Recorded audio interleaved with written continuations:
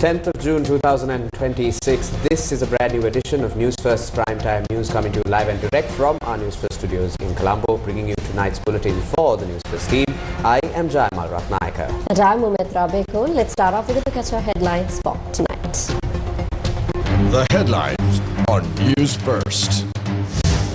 Public Security Minister details grounds for detaining Suresh Salley as terror suspect over Easter attacks. Says credible evidence links former spy chief Suresh Salley of orchestrating Easter attacks. කිසිදු උපවාසයකට කිසිදු සත්‍යග්‍රහයකට අපි මේ විමර්ශන නතර කරන්න සූදානම් නැහැ. Incomplete medical report prompts court to appoint expert panel to examine Suresh Salley. Colombo Fort protest supporting Suresh Salley ends amid strong public opposition and calls for justice.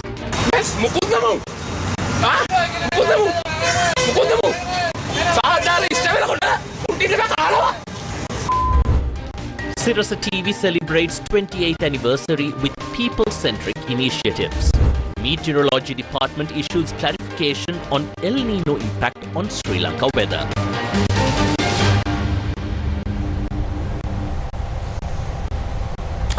On to tonight's top story. The Minister of Public Security informed Parliament today that a scientific investigative process has revealed that former State Intelligence Chief, retired Major General Suresh Salley, had conspired with full prior knowledge regarding the Easter Sunday terrorist attacks and related violent extremist activities, and had also taken steps to prevent the disclosure of controversial facts. Public Security Minister Ananda Vijaypala emphasized that the investigation process would not be halted under any form of protest or agitation.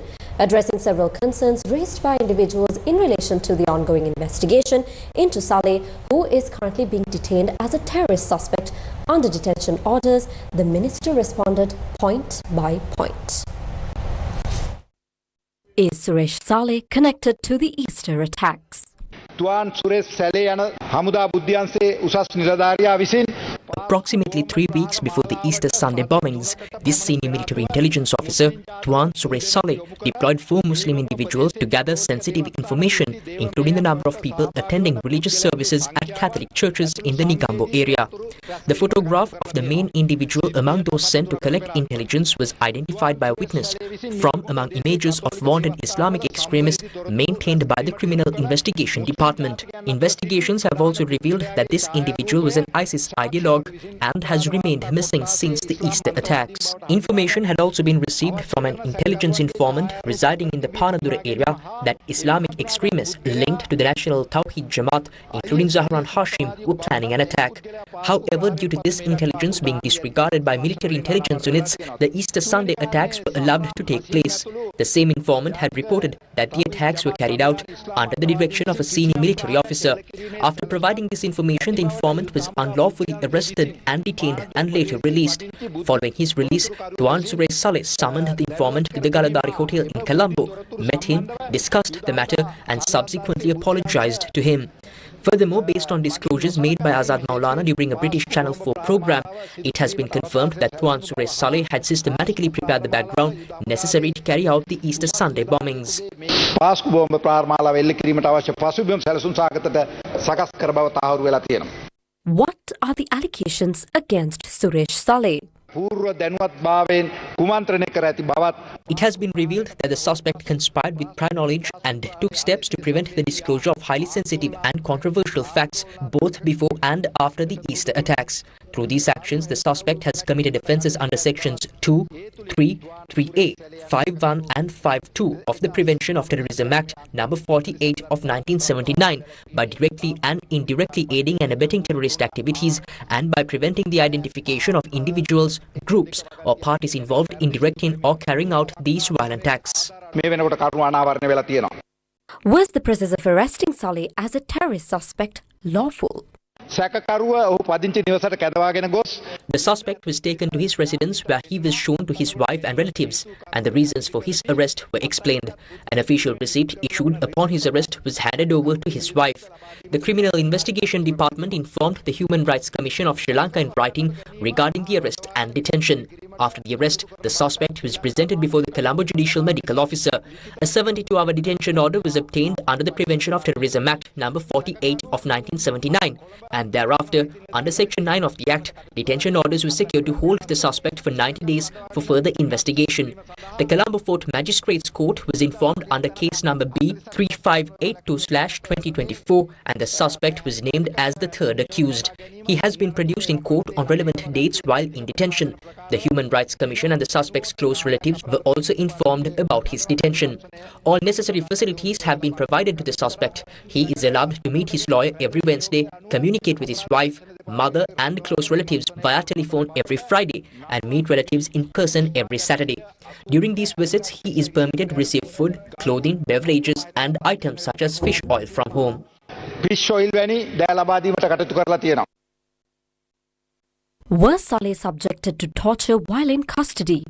කොටුව මෛත්‍රාත්තුමා අපරාධ පරීක්ෂණ දෙපාර්තමේන්තුවට පැමිණ The Colombo Fort magistrate visited the Criminal Investigation Department and personally observed the suspect, Suresh Salley, inside the detention cell. During these observations, the magistrate noted that the suspect did not report any inhumane treatment or acts of torture, despite various claims now being made publicly. The magistrate questioned him directly, and at that time, he did not make any such complaint. No complaint has been made against the investigation officers, to the magistrate, or to any other authority. In line with court orders and based on recommendations from the Chief Judicial Medical Officer of Colombo, Dr. Sriyantha Amararatna, arrangements were made to present the suspect before specialist doctors to provide the necessary treatment. He was presented before consultant dermatologist Dr. Janaka Karavita at the National Hospital of Colombo and received treatment for a skin condition in the groin area.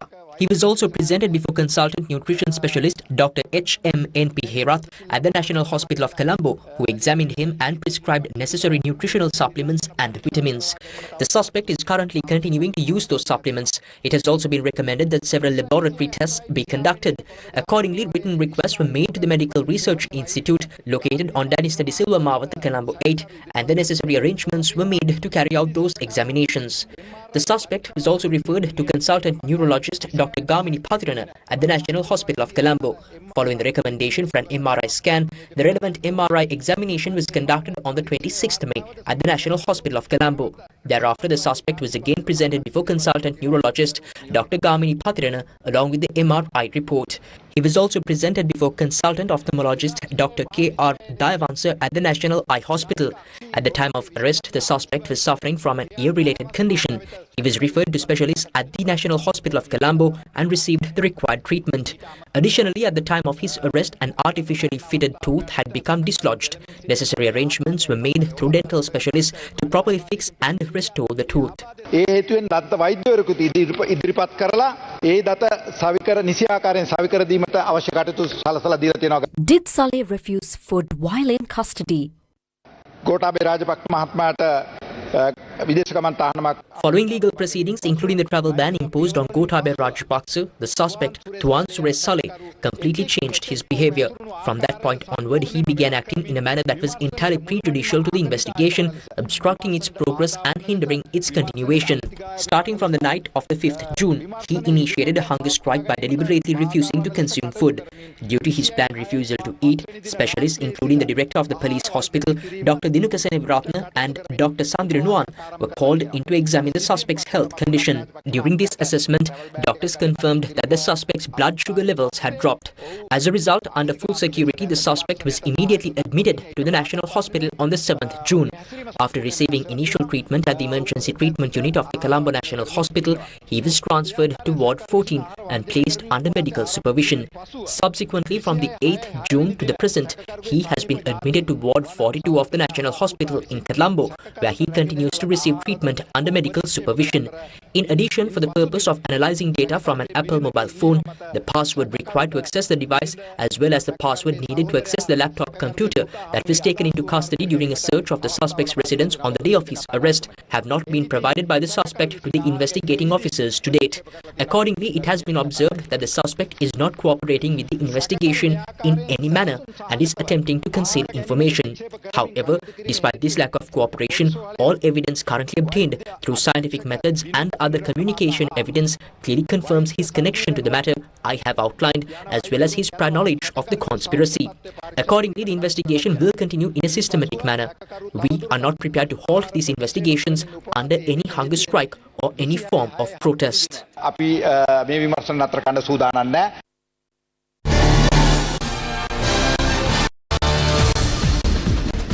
The Colombo Fort Magistrates Court today appointed a special medical panel comprising of 5 members, including specialist judicial medical officers and consultant psychiatrists, to examine whether Suresh Salley was subjected to torture while in the custody of the Criminal Investigation Department. The magistrate ordered that the suspect, Suresh Salley, must undergo the examination before the 1st of July and directed that the medical assessment be conducted at the South Colombo Teaching Hospital. The magistrate also stated that the medical report previously submitted to court regarding the suspect was not a comprehensive report, and therefore it cannot be concluded based on that report that the suspect was subjected to torture while in detention. The presiding magistrate on the 22nd of April 2026 had ordered that the suspect be referred to a panel of specialist doctors through the Chief Judicial Medical Officer in Colombo. Counsel representing the suspect at the previous court hearing submitted that under Section 983 of the Prevention of Terrorism Act No. 12 of 2022, the presiding magistrate had referred the suspect to a specialist medical panel based on the conclusion that the suspect had been subjected to torture while in custody. However, upon examining that order, it is clear that the presiding magistrate did not refer the suspect to a specialist panel on that basis.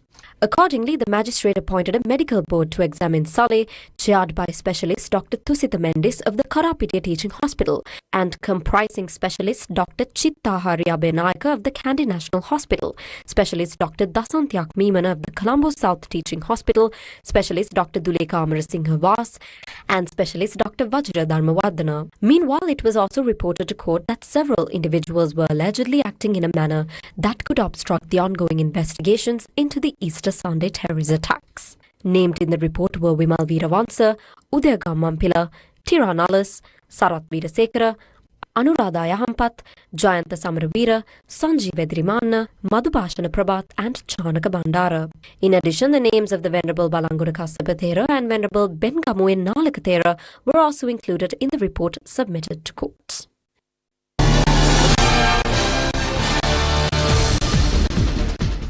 As developments surrounding court proceedings and the ongoing investigation continue to unfold, the Satyagraha launched by a group affiliated with the opposition in front of the Fort railway station came to an end. Several individuals who arrived at the site today strongly expressed their displeasure, accusing the protesters of obstructing the investigation process.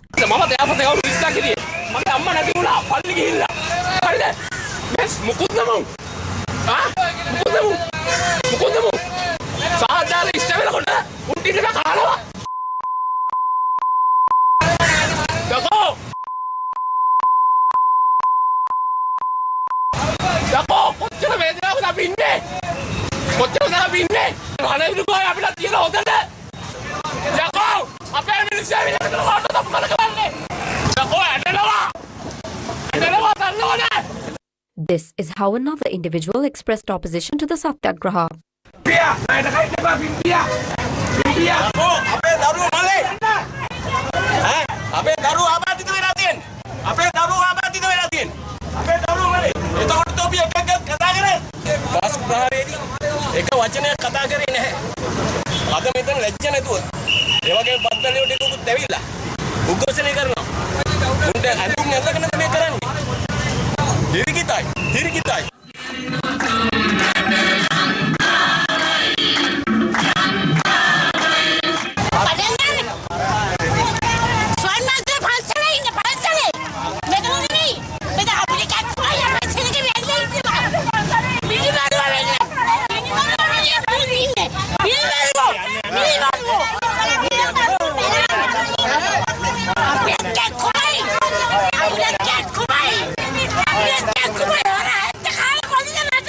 From the very beginning of the Satyagraha, such public opposition was witnessed on several occasions.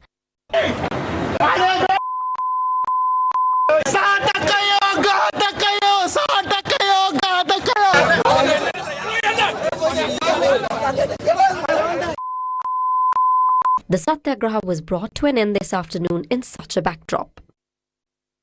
අපි විශ්වාස කරනවා මේ රටේ විශේෂඥ මනෝවෛද්‍යවරු 5 දෙනා විසින් අධිකරණ වෛද්‍යවරයා දීපු තීරණයට පටහැනි තීරණයක් දෙන එකක් නෑ කියලා. ඒ අනුව ඔවුන් කෙරෙහි විශ්වාසය තබලා ඒ වාර්තාව උසාවියට ලබා දෙන තුරු අපි తాවකාලිකව මේ අඛණ්ඩ සත්‍යග්‍රහය අවසන් කරනවා. මේ සටන අපි පටන් ගන්නකොටම සලේගේ වදකාගාරයේ හිටපු ඒ වදකාගාරයේ තියාගෙන හිටපු සලේව නැවත අපේ රටේ ජාතික රෝහලට ගෙනෙන්න සිද්ධ වුණා. ඒක තමයි මෙතන තිබිච්ච වැදගත්ම ජයග්‍රහණය. However, when the Satyagraha was initially launched, Wimal Weerawansa had stated the following. මේ රටේ හිටපු රාජ්‍ය බුද්ධ්‍යංශ ප්‍රධානියව The former head of state intelligence in this country was arrested as a terrorist under the Prevention of Terrorism Act without presenting any credible evidence. There are claims that Shani suffers from a mental illness. Instead of treating such a person properly, they have been allowed to target our war heroes. Until we are given a guarantee that Salley will not be taken back into such torture detention conditions, we will continue this continuous satyagraha. No force can reverse this struggle. Following the decision to end the Satyagraha, the group dispersed from the area this afternoon.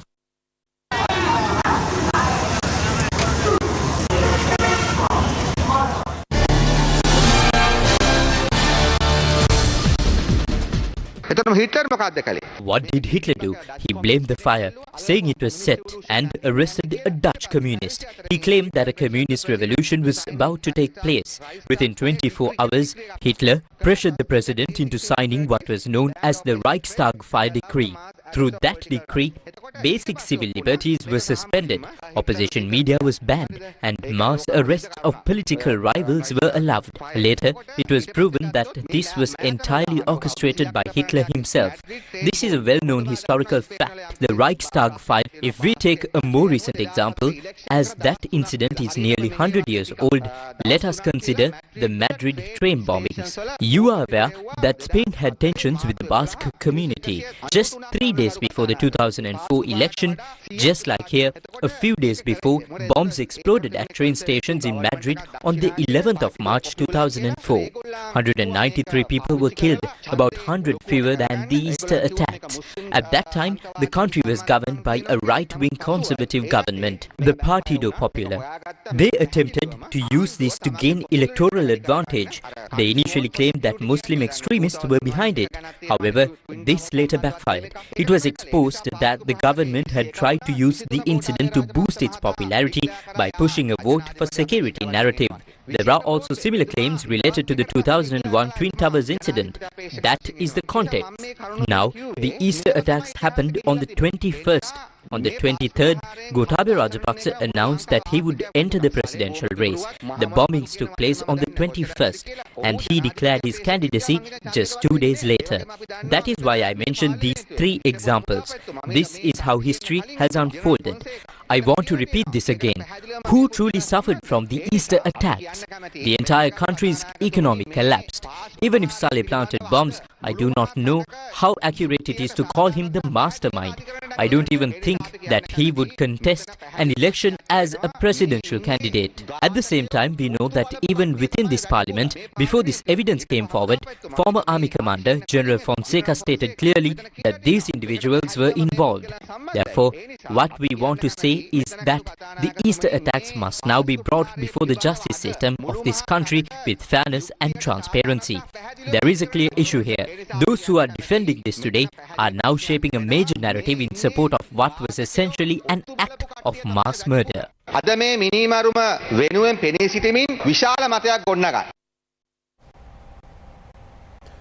The investigation into the Easter Sunday terror attacks has now reached a critical juncture. However, the leader of the main opposition remains silent on the ongoing developments. What did the opposition leader do today? While the attention of the public remains fixed on the ongoing investigation into the Easter Sunday attacks, opposition leader Sajith Premadasa instead chose to focus on the country's economic situation during his remarks in Parliament today. This house is talking a lot about the success of the primary account and state revenue. But what did they do to achieve this success? They did it by increasing taxes. Anyone can do that. When tax rates go up, state revenue naturally goes up and the primary account balance improves. But look at the micro, small and medium-scale industrialists, entrepreneurs, large-scale industrialists and the business community in this country today. Their economic activities and performance has completely collapsed.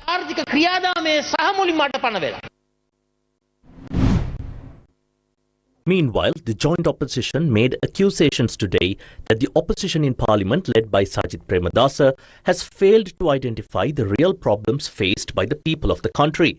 This statement was made at a media briefing held today in Kirulapana, where representatives of the joint opposition participated. Among those present were Bajirabe Vardana and Ajit Mana Peruma of the United National Party, former Private Secretary to former President Gotabaya Rajapaksa Sugishwar Bandara, Premanath C. Dolavatta, and Sri Lanka Freedom Party members Mahinda Amravira, Lasantali Giavanna and Nimal Lanza among others. Sajith Premadasa Mahathya mං හිතන්නේ Today, we see a situation where Sajith Premadasa is balancing the affairs for the government. Speaking in parliament alone is not enough. He needs to be on the ground and speak on behalf of the people. That is the role of a true opposition.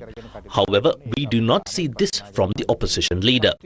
There is a need for a strong opposition today. Since there is an absence of a strong opposition, we are stepping forward to fulfill this role. And many others are joining us in this movement on a daily basis. මේ අනිත් කණ්ඩායම අපිත් එක්ක එකතු වෙමින් යන්නේ දවසින් දවස. President's Counsel and former Minister Ali Sabri, who previously served as a legal counsel for Gotabaya Rajapaksa in several cases prior to his presidency, has met with the Indian High Commissioner to Sri Lanka, Santosh Jha. Both parties issued separate statements on the social media platform X following the meeting, outlining the key areas discussed during their engagement. According to the statements, the discussions focused on several important aspects of bilateral cooperation between Sri Lanka and India. Particular attention was given to the growing trust and goodwill between India and Sri Lanka, with both sides acknowledging the positive trajectory of the partnership and its impact on strengthening ties at multiple levels. Ali Sabri has held several key ministerial portfolios, including justice, finance and constitutional affairs during the administrations of both former President Gotabaya Rajapaksa and former President Ranil Wickremesinghe. In his message, President Desanayake noted that at a time when India is steadily advancing toward immense prosperity and success in a remarkable historic phase, Sri Lanka looks forward to continuing its journey based on the unprecedented momentum in bilateral relations between the two nations. Excerpt from the President's letter. Sri Lanka has been privileged to work closely with India throughout this transformative period. Over the course of your tenure, the partnership between our two countries has reached unprecedented heights, founded upon geographical proximity, deep civilizational links, shared democratic values, and a common commitment to the prosperity and well-being of our peoples. I wish to express our sincere appreciation for India's steadfast friendship and invaluable support to Sri Lanka during some of the most challenging periods in our recent history. Your personal commitment and engagement have contributed significantly to strengthening the bonds of trust and cooperation between our two nations. The assistance extended by India has been deeply appreciated by the people of Sri Lanka and will always be remembered with gratitude. I look forward to working closely with Your Excellency to further strengthen the long-standing friendship and comprehensive partnership between Sri Lanka and India for the mutual benefit of our peoples and the advancement of peace, stability and prosperity in our region.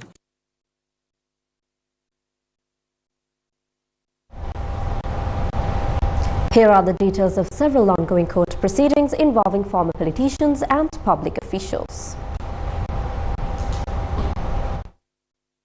In a case where former Minister Basil Rajapaksa has already been issued a warrant, former Managing Director of the Tourism Promotion Bureau, Rumi Jaufer, and former Chairman Bashwara Gunaratne, who were also issued warrants, appeared before the Colombo Fort Magistrates Court today. At the hearing, Bashwara Gunaratne was released on bail, while Rumi Jaufer was remanded until the 17th. The case relates to allegations that in 2014, a sum of 7.8 million rupees from the Tourism Promotion Bureau was used for campaign activities connected to the Uva Provincial Council election.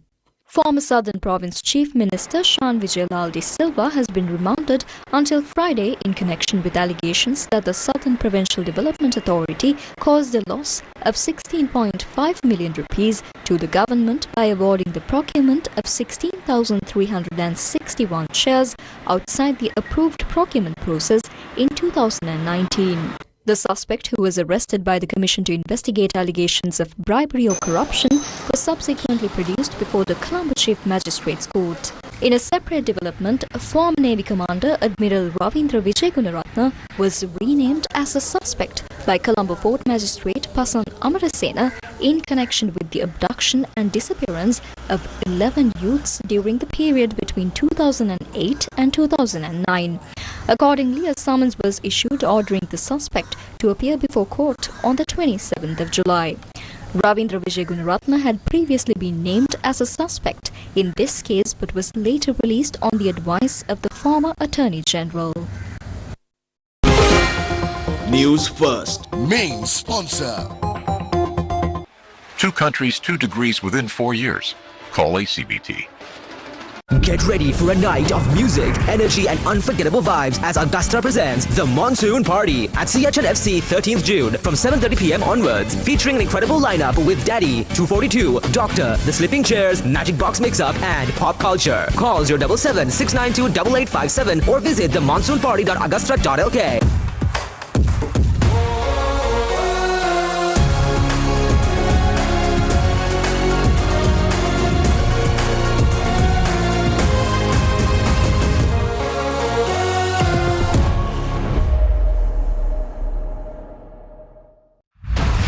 The ultimate stage, built to ignite the talents of our nation's children.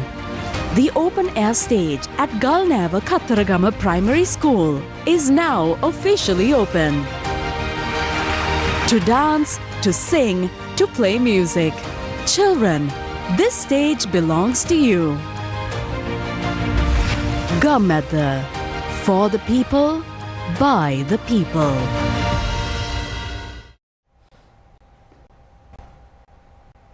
Welcome back to the news. It began with a simple request, a quiet plea from a small rural school where nearly 200 children chased dreams but did not have something as basic as clean drinking water. For years, that struggle lingered unseen until compassion met action. As Sirasa TV marked its 28th anniversary, it chose not just to celebrate but to give, to listen and to transform lives. What followed was more than a project. It was hope flowing into a village and a future rewritten for its children. Sometime back, a letter was received by Gammadda. Following a detailed assessment, Gammadda initiated yet another project. On that day, the foundation stone was laid with determination to fulfill a dream cherished by the students of Diggalpura Primary School in Madirigiriya Pulanarwa. For the villagers, accessing a water purification system meant travelling nearly 5 kilometers. With the heartfelt request made on behalf of these children, financial support to make this dream a reality was provided by Mantri Amarasinghe, residing in Boralla. At an auspicious moment this morning, the newly constructed water purification system was officially handed over to the students.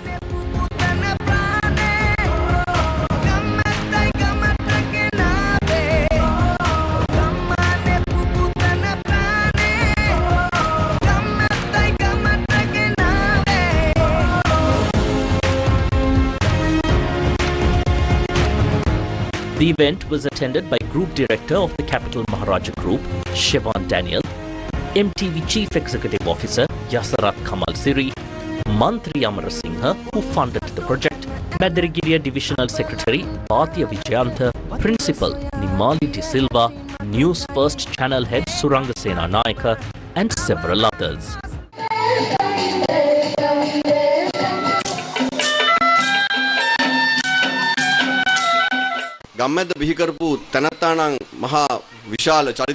The individual who created Gammadda is a remarkable personality. But the idea itself was very simple. No matter how much we spoke through the news, even if it was said to be for the attention of authorities, nothing changed. That is when our former chairman came up with the idea. Why aren't you doing something about it? From that thought, nearly 15 years ago, Gamadda was born. It was a small idea, but there were people who were willing to listen to that idea. That was the Sirasa team and the Gamadda team. If there is no one to listen to an idea, it has no meaning. But is listening alone enough? No. There must also be a platform. That platform which gives freedom to ideas is Sirasa. Sirasa stands for freedom of ideas. Listening to an idea and turning it into an action is what truly matters. An idea must become a verb. If it does not become action, it has no value. These children here will all have beautiful ideas. If we listen to those ideas, give them a platform and turn them into action, we can build a village, a country, and even the world through that small idea. That is what we have dedicated 28 years to, and that is what we will dedicate the next 28 years to as well. ඒ වෙනුවෙන් තමයි අපි මේ අවුරුදු 28ක් කැප වුණේ.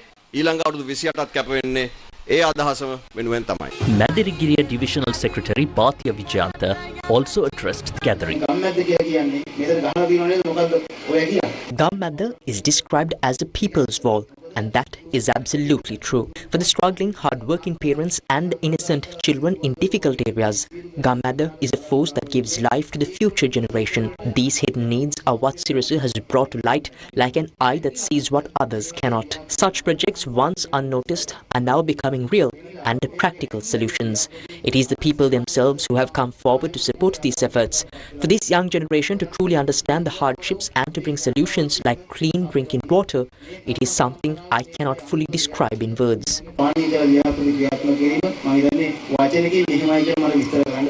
Addressing the event, MTV Chief Executive Officer Yasarat Kamal Siri said that Sirasa has always given priority to new ideas.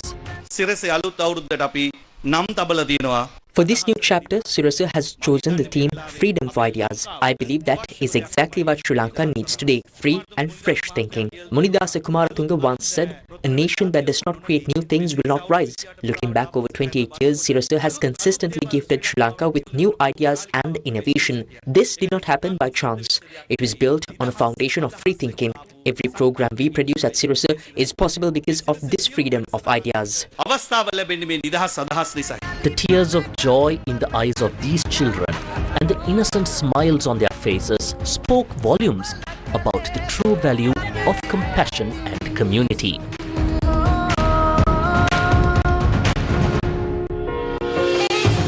With the blessings of the Mahasangha, 28 vessels of fresh water drawn from the newly inaugurated system were first offered to the 28 Buddhas. The vessels were then carried in a colourful procession to the Sri Sudarvaramaya temple in Diggalpura.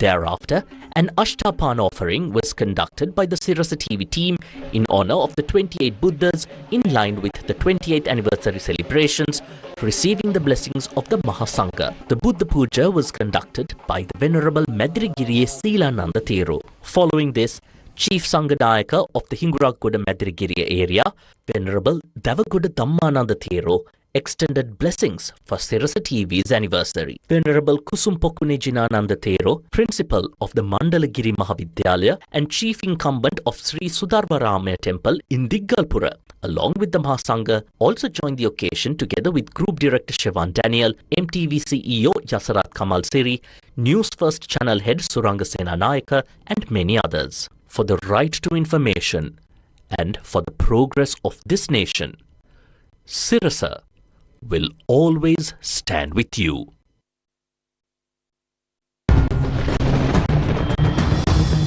Weather first.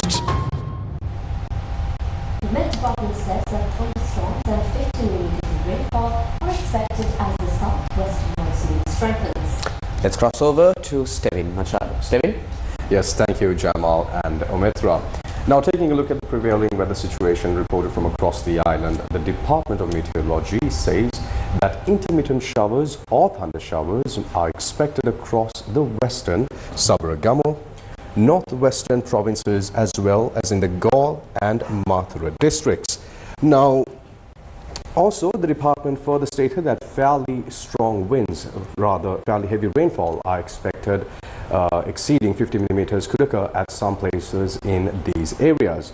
Now, due to the prevailing active southwest monsoon conditions over the island, fairly strong winds of around 40 to 50 kilometers an hour may occur at times in the central Sabaragamu provinces and in the northern and north central provinces, as well as in the Hambantota and Trincomalee districts.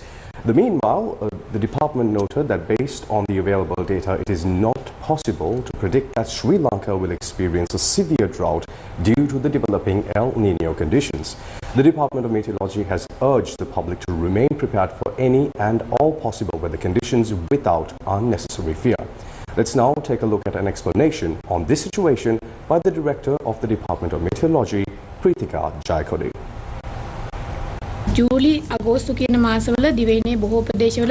During the months of July and August, rainfall across most parts of the island is generally lower in terms of volume.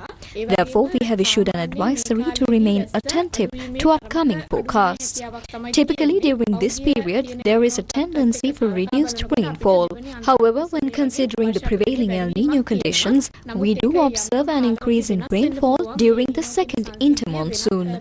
That said, this may vary at different times. The El Nino phenomenon can be influenced by other factors such as changes occurring in the Indian Ocean, which may result in fluctuations in rainfall patterns. If El Nino conditions alone prevail, we can expect an increase in rainfall during the second intermonsoon, while rainfall during periods like July and August is likely to remain below average. Based on current observations, countries like India are expected to experience more severe drought conditions. The government of Japan and the United Nations Development Programme, in partnership with the government of Sri Lanka, signed a new project to accelerate recovery efforts in communities affected by Cyclone Detwa. The government of Japan has pledged 208 million Japanese yen, approximately $1.33 million to support Sri Lanka's post-cyclone recovery efforts through a new project aimed at disaster waste clearance and the rehabilitation of community facilities in areas affected by Cyclone Detwa. The signing ceremony of this agreement was held in Colombo today. Project will rehabilitate multi-purpose community facilities that support essential services including education, childcare, healthcare, outreach, and local government administration. These interventions will help restore public services, reduce environmental and public health risks, strengthen the local institutional capacities, and promote more climate resilient community infrastructure. Today's signing reflects our shared commitment to supporting communities, strengthening local resilience, and improving public services delivered for the future. Over the years, Japan has supported Sri Lanka in disaster risk reduction. Japan will continue to work closely with Sri Lanka in strengthening its preparedness, response, and recovery capacities to help Sri Lanka become even more resilient to future disasters. The government and people of Japan will continue to stand alongside the people of Sri Lanka as its steadfast friend and partner in support of the country's journey on the path for sustainable development and resilient society. Recovery is not about restoring yesterday's vulnerabilities. It is about reducing tomorrow's risks. This is our opportunity to address the structural weaknesses that the cyclone exposed. It is an opportunity to build homes, infrastructure, and the systems that are safer, more inclusive, and better able to withstand future shocks. Today's initiative puts that principle into practice. It addresses immediate recovery needs while introducing smarter, more sustainable ways of rebuilding. The initiative is expected to directly benefit approximately 228,500 people and indirectly support around 700,000 more through strengthened local systems and improved public services. Beyond immediate recovery, the project aims to strengthen disaster resilience by improving waste management systems, restoring essential community facilities, creating livelihood opportunities, and supporting climate-resilient development. The Australian High Commissioner to Sri Lanka, Matthew Duckworth, met with the Governor of the Eastern Province today. A delegation headed by Australian High Commissioner to Sri Lanka, Matthew Duckworth, met the Governor of the Eastern Province, Professor Jayanthala Ratnasekara, this morning.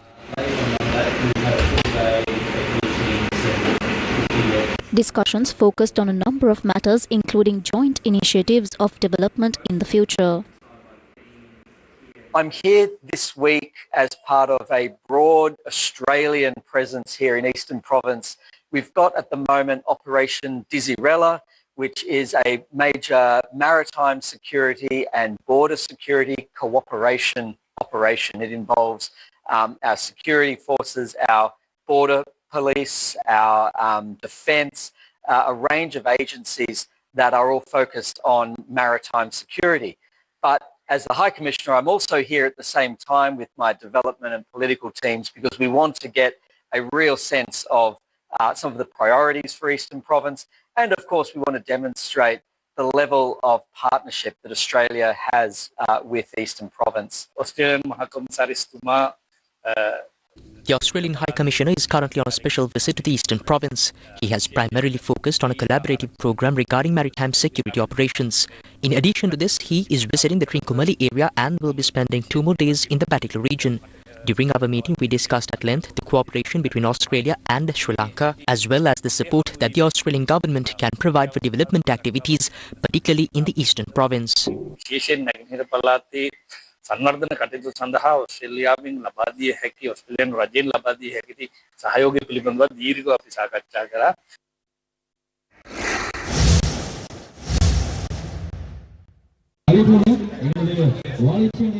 Meanwhile, a cricket tournament was organised in Batticaloa today with the aim of raising awareness on the dangers of illegal migration to Australia by asylum seekers.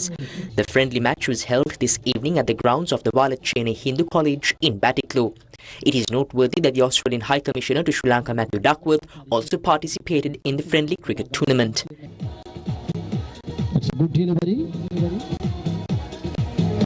The match, organised by the Australian High Commission, featured 4 participating teams. Teams included a mix of personnel from the Australian Navy, youth from Walachene and officers from the Sri Lanka Navy. The matches were held between 4 colour-coded teams, namely green, yellow, grey and pink. The grey team emerged victorious in this friendly cricket tournament.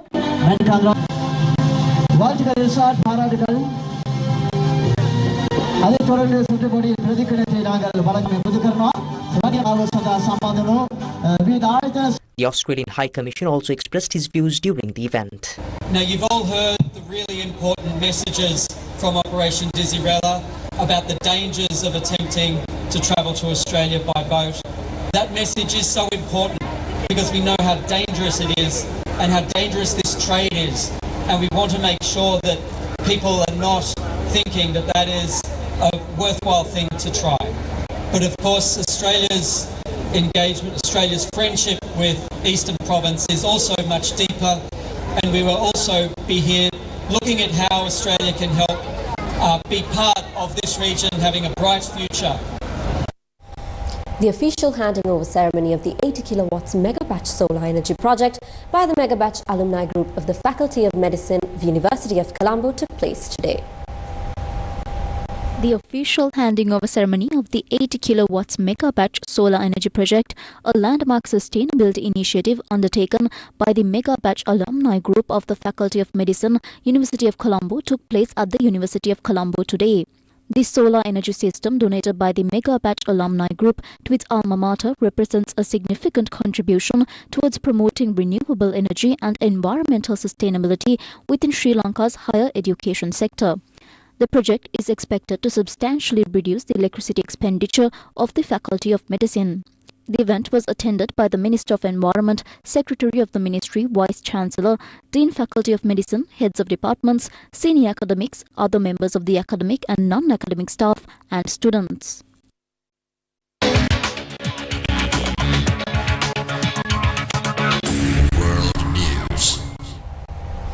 Iran's Islamic Revolutionary Guard Corps, or IRGC, says it attacked United States' Fifth Fleet in Bahrain and an airbase in Jordan in response to US strikes on southern Iran earlier, while Kuwait reported coming under Iranian attack. The US Military Central Command has said it carried out self-defense strikes against Iran in response to the downing of a US helicopter by Iranian forces over the Strait of Hormuz on Monday. We now cross over to Unil Kamaratunga for the latest updates from the Middle East tensions. Unilka? Thank you, Jamal and Omitra. Yes, tensions between the United States and Iran have escalated, with both sides exchanging strikes after the US threatened retaliation over the downing of an American military helicopter near the Strait of Hormuz on Monday, an incident President Donald Trump blamed on Iran. The US Military Central Command has said that the US forces have now completed self-defense strikes against Iran. In response, Iran's Islamic Revolutionary Guard Corps said it has launched a drone attack on a US base in Bahrain and a missile strike on a US base in Jordan. Kuwait's military also reported intercepting an incoming attack. US President Donald Trump said Iran took too long to negotiate and now will pay the price. The latest developments have rattled global markets, with crude oil prices rising by around 1% after hitting a 7-week low. Meanwhile, there was an incident reported where a gunboat fired on a shipping vessel off the coast of Yemen. Let's take a closer look at those developments. US President Donald Trump has restated claims that Iran's military is a complete and total mess, and like its Navy and Air Force, doesn't even exist anymore. He said in a post on Truth Social, quote-unquote, "They have been completely defeated. Iran is all talk and no action. They've taken too long to negotiate a deal that would have been great for them. Now they will have to pay the price." The United States Central Command began launching self-defense strikes against Iran today. CENTCOM said the attacks were in response to the downing of a US Army Apache helicopter. Iran's Islamic Revolutionary Guard Corps said it attacked the United States' Fifth Fleet in Bahrain and an airbase in Jordan in response to the strikes on southern Iran. IRGC in a statement warned that its forces remains fully prepared to deliver a crushing and decisive response to any subsequent US military actions, and that Washington would bear full responsibility for the consequences of further escalation. Bahraini army said in a statement on X that Tehran continues its systematic hostile approach through its heinous attacks using missiles and drones targeting civilians. The military called on the public to exercise caution and avoid approaching or touching any suspicious objects resulting from the remnants of the brutal Iranian attack, and to report them immediately. Qatar has also added its condemnation while calling Iran's attack on Kuwait, Bahrain and Jordan a flagrant violation of their sovereignty, adding it was a clear breach of international law. Egypt condemned Iran's attack on Jordan, Bahrain and Kuwait and reiterated its full solidarity with the three countries. The UK Maritime Trade Organization that watches the waterways in and around the Gulf Arab states said there was an incident off the coast of Yemen where a gunboat fired on a shipping vessel. According to the UK MTO, the vessel's security team had early exchanged fire with the attackers. Meanwhile, a fire broke out in the engine room of a tanker 20 nautical miles northeast of Oman Sohar. UK MTO reported one casualty and did not report the cause of the fire. Both the US and Iranian forces have attacked commercial vessels in the Strait of Hormuz since the ceasefire took hold in April. Thousands of vessels remain stranded in the critical waterway as both sides enforce dueling blockades. Iran's IRNA news agency reported that Iran's Foreign Minister Abbas Araghchi held separate telephone conversations overnight with his counterparts in Saudi Arabia and Turkey. The ministers, according to the report, reviewed the latest regional developments following the US attacks on areas in southern Iran. During these conversations, Araghchi condemned the US military aggression and the violation of Iran's national sovereignty and territorial integrity.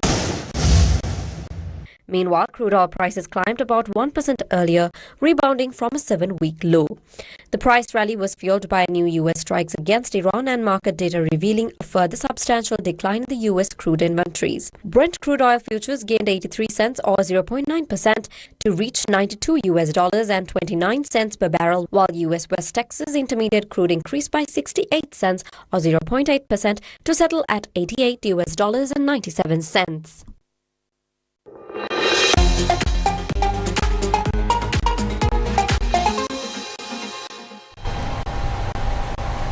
Sri Lankan javelin thrower Rumesh Tharanga has secured the number 3 spot in the international rankings of the men's javelin throw. This achievement comes as a result of his performances in several tournaments, including the recently concluded Rome Diamond League Athletics Championship.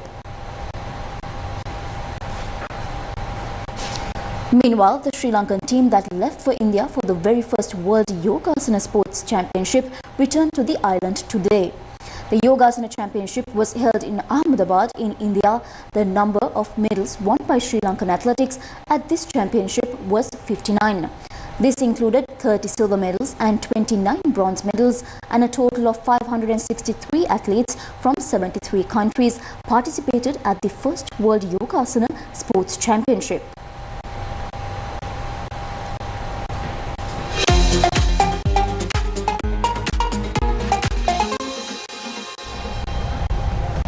And that's a wrap of Primetime News for tonight. Thank you for watching.